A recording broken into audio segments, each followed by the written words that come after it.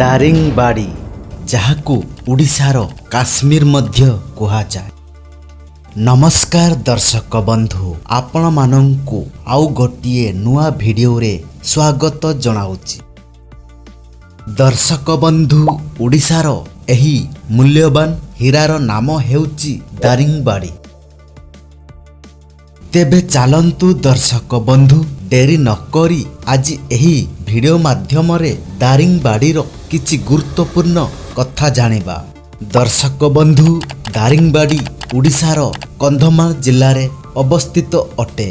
ଏହାର ନିକଟବର୍ତ୍ତୀ ସହରଗୁଡ଼ିକ ହେଉଛି ଫୁଲବାଣୀ, ବାଲିଗୁଦା, ସୁରଡ଼ା ଏବଂ ଆସ୍କା।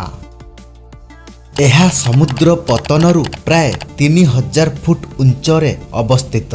ଦର୍ଶକ ବନ୍ଧୁ, ଓଡ଼ିଶା ସାଧାରଣତଃ ଏହାର ମନ୍ଦିର ଏବଂ ସମୁଦ୍ର ବେଳାଭୂମି ପାଇଁ ପ୍ରସିଦ୍ଧ ଥିଲା, କିନ୍ତୁ କିଛି ସମୟ ପରେ ରାଜ୍ୟର ଏକ ସୁନ୍ଦର ପାହାଡ଼ି ସ୍ଥାନ ଓଡ଼ିଶାର ନୂତନ ଗୌରବ ପାଲଟିଛି ଏବଂ ଏହି ଗୌରବ ଆଣିଛି ଓଡ଼ିଶାର କନ୍ଧମାଳ ଜିଲ୍ଲାର ଦାରିଙ୍ଗବାଡ଼ି, ଯେଉଁଠାରେ ଅନେକ ସୁନ୍ଦର ସୁନ୍ଦର ପାହାଡ଼ ଦେଖିବାକୁ ମିଳିଥାଏ। ସେଥିପାଇଁ ଦାରିଙ୍ଗବାଡ଼ିକୁ ହିଲ୍ ଷ୍ଟେସନ ନାମରେ ମଧ୍ୟ ଜଣାଯାଏ। ତା ସହିତ ଏହାର କଫି ବଗିଚା, ପାଇନ୍ ଜଙ୍ଗଲ ଏବଂ ଜଳପ୍ରପାତ ପାଇଁ ଦାରିଙ୍ଗବାଡ଼ି ପ୍ରସିଦ୍ଧ ଅଟେ। ଦର୍ଶକ ବନ୍ଧୁ, ଆପଣ ଜାଣିଛନ୍ତି ଏହି ସ୍ଥାନଟିର ନାମକରଣ ଜଣେ ବ୍ରିଟିଶ ଅଧିକାରୀଙ୍କ ନାମ ଅନୁସାରେ କରାଯାଇଛି। ଦାରିଙ୍ଗବାଡ଼ି ମିଷ୍ଟର ଦାରିଙ୍ଗ ନାମକ ଜଣେ ବ୍ରିଟିଶ ଅଫିସର ଏହି ସ୍ଥାନଟିର ପରିଚାଳକ ରହିଥିଲା ଏବଂ ସ୍ଥାନୀୟ ଭାଷାରେ ବାଡ଼ିର ଅର୍ଥ ଗ୍ରାମ।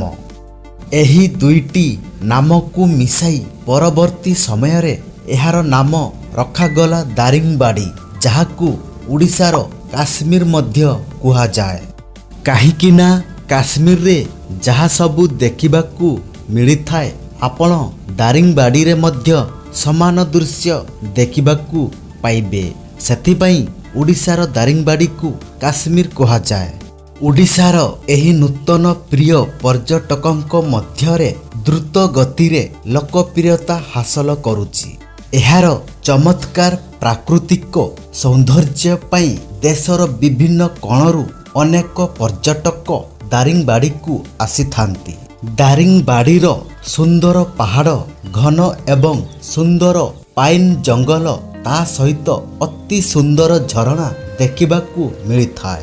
ଦର୍ଶକ ବନ୍ଧୁ, ଏହି ସ୍ଥାନଟି ମନୋରମ ଘନ ବାଦଲ ଏବଂ ତରଙ୍ଗିଆ ଉପତ୍ୟକାରେ ଘେରି ରହିଛି। ଦାରିଙ୍ଗବାଡ଼ିରେ ବିଭିନ୍ନ ସଂସ୍କୃତିର ଏକ ସାରସ୍ୱତ ମିଶ୍ରଣ ମଧ୍ୟ ଦେଖିବାକୁ ମିଳିଥାଏ।